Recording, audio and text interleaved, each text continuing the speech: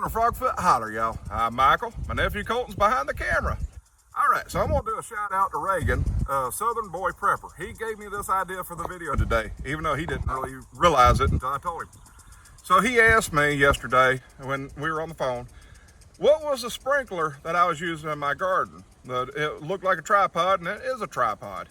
And he wondered how it worked and did I like it and everything. And I got to thinking, well, if he liked the idea and he wanted to see what it was and know more about it, well, somebody else would too, so I figured I'd do a video on it. Well, that evolved into, well, let me show everything I use to water and what I use it for and what I like about it and what I don't like about it. So with that long intro, let's get to the business of the video. So right here, I have a watering can. Everybody knows what this is. I don't have to really explain this one. What I use it for is when I want to put some water-soluble fertilizer in, such as Miracle-Gro, and put it at heavier doses, I'll put it in my watering can.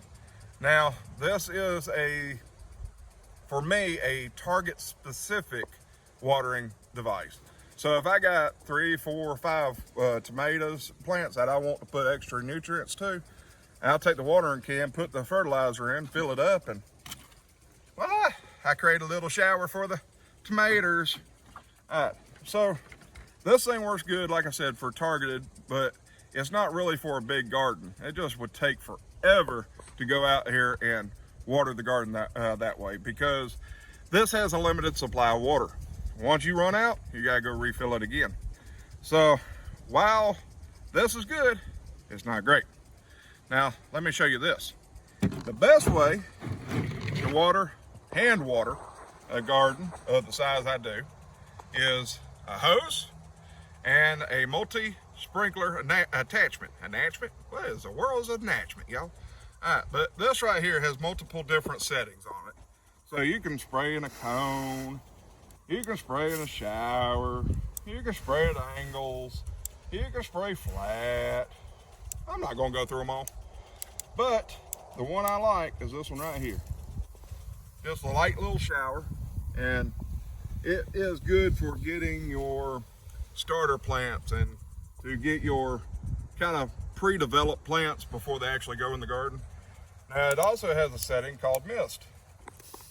That is really good for when you put your seeds in the starter trays and you don't want to wash your seeds up. This barely puts out any water at all.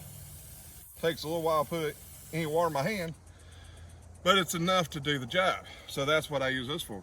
But the bonus I like about this is I never run out of water. If I run out of water, I'm in trouble. But what I don't like about it is sitting there going, 4,000 or 5,000 hours of water in a garden my size. So it's good for a smaller garden if you want to water by hand. Now, let me show you this. This one is a Miracle-Gro water-soluble fertilizer spreader. You hook the hose straight up to it, and it's already got the dosage that you're supposed to put on the plants. And all you do is adjust to what setting you want, jet, flat, or shower, and you pull the nozzle. Once this thing is full of water, it mixes the fertilizer in with water as it's going out the nozzle. So you can sit there and you can just do this all over your whole garden if you want to. This thing's great. I used it last year. Drawback, again, just like standing there with the hose watering your garden, it takes a long time to do. But it's a good way to get fertilizer out to your garden. Now, this right here is my Harbor Freight baby. This right here cost me like $4. And what I like it for is I'll put neem oil in it and put water in it and sometimes a little other stuff, but I like it to pump up like that and spray out. Alright, so it sprays out and you can actually adjust the stream, either a real fine stream or either a real wide mist. But I like doing it for the leaves of the plants. I'll spray the neem oil on the leaves of the plants, some of my trees, rose bushes, stuff like that. So it's good for the delicate work, I would say. All right, now I know there's multiple different ways of watering the garden, and I know there's multiple different ways people do it. So this is just how I do it. Now, this is a soaker hose. It is a year old, and it has been underneath mulch in or around my hydrangea bushes. Now, I don't really like these. What they do is this whole hose is perforated, so when you hook up the water to it, it just seeps out of the hose and it saturates the ground around it. The good thing, you don't lose a lot of water through evaporation that way. Most of it goes on the ground and stays in the ground. The bad thing about this hose I don't like is if you leave it above soil level or above mulch level, it will deteriorate quick. So you could probably get maybe 2 seasons out of this thing. At least that's what I've noticed. About every 2 seasons I have to replace them. So I don't like them because they're not really good long term. But what I do like about them is the fact that I can put them around my hydrangea bushes, hook up the hose to them and let them go for several hours. And that ground is nice and saturated, and the hydrangeas love water, so it works out really good. But I don't like using this in my garden. It's just not a good fit for my garden. Now we're gonna go for bulk. I have some fig trees I planted a couple of years ago, and they had to have water quite often here. Well, there was no watering hose close by, and I would have had to run a hose 400 feet before I could have gotten to the first fig tree. So we come up with this idea: watering cans. This is a good way to carry a lot of water at one time. And what we did was bought several of these, put them on the back of the truck or the back of the four-wheeler, took them down there. And no, I did not dump all the water down at one time. What I did do was take a bucket and drill 2 little holes in there. See, like that? So each fig tree got 1 or 2 buckets. During the hottest part of the summer, they got 3 buckets each with 2 holes. And we took the watering can and filled up the buckets, and the little bitty holes in here allowed water to dribble down, so I wasn't losing a lot of water through evaporation, and most of it was getting onto the roots of the plant. So this is an option that you can do. Just easy solution if you ain't got water access nearby. Now, coming to the best part of the show. This is a tripod sprinkler. This is Home Depot's version. This is Lowe's version. They're almost identical, and I mean very, very close to identical. They operate the same way. They're just a little bit different colors. And these rings right here on the Home Depot and on the Lowe's, that's the only difference that I can find. This is a spring clip, and on the Home Depot is just a push clip, just like that. All right, so what I like about these, Home Depot or Lowe's, is the fact that you can extend them out, lock them in place, just like that. And they spread open to create a good stance. Yep. You know, nothing ever works the way you want to when you want it to. There we go. And it creates a good stance, so you ain't got to worry about the tripod falling down. What I also like about it is the legs are adjustable. So if you're on a hill, let's say this way, you can actually adjust the sprinkler like that and shoot up, shoot level. You don't have to keep it level all the time. All you do is just adjust the legs until they fit. 1, 2, it don't matter. And just when you're finished with the season, you just put them up like that.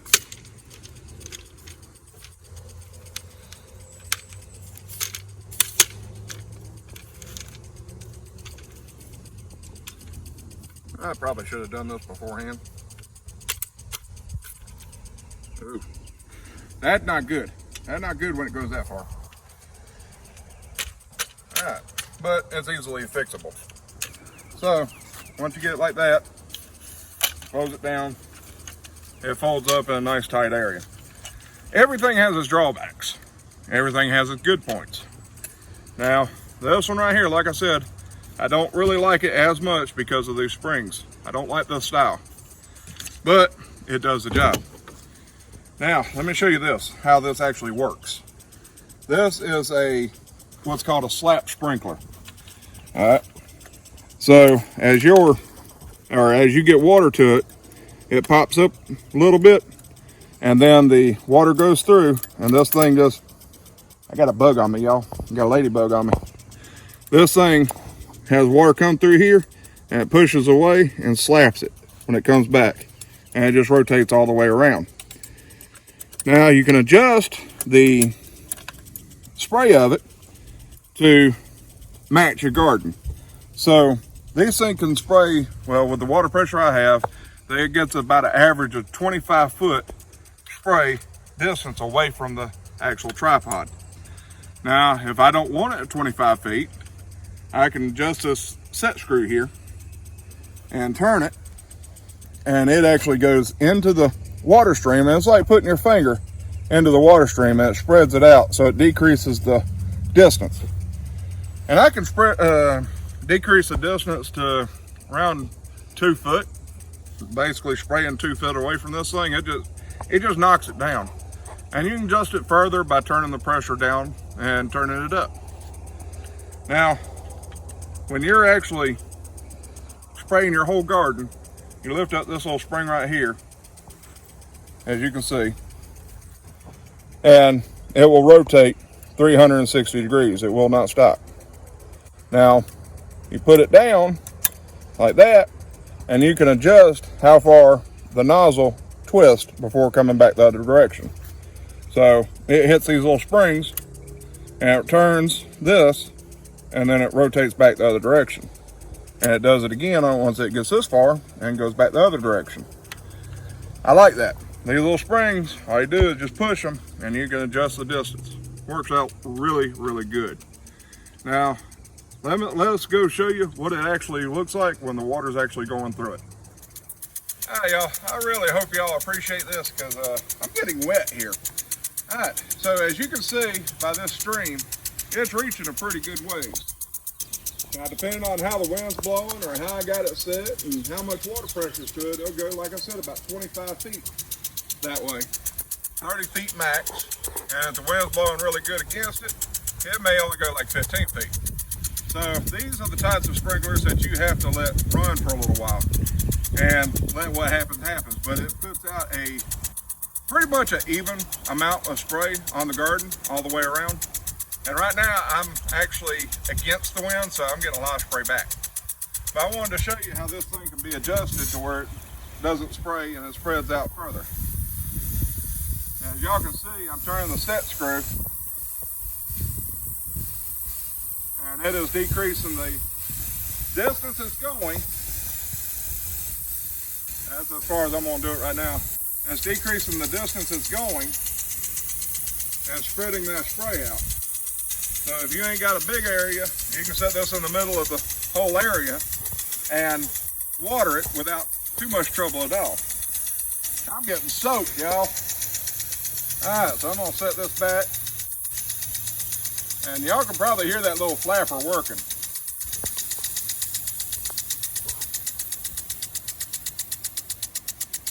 All right, so the set screw is now out of it, and it's going full distance. Now I'm also about to put down the little adjustment lever, so that way it will flip back the other direction.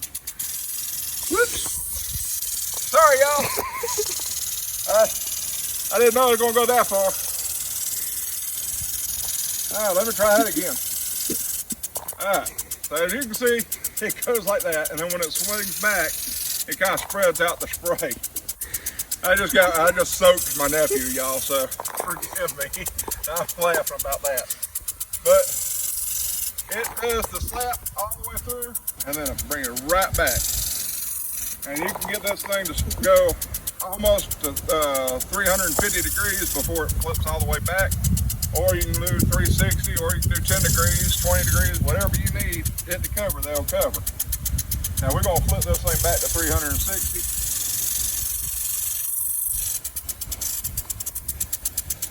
There we go.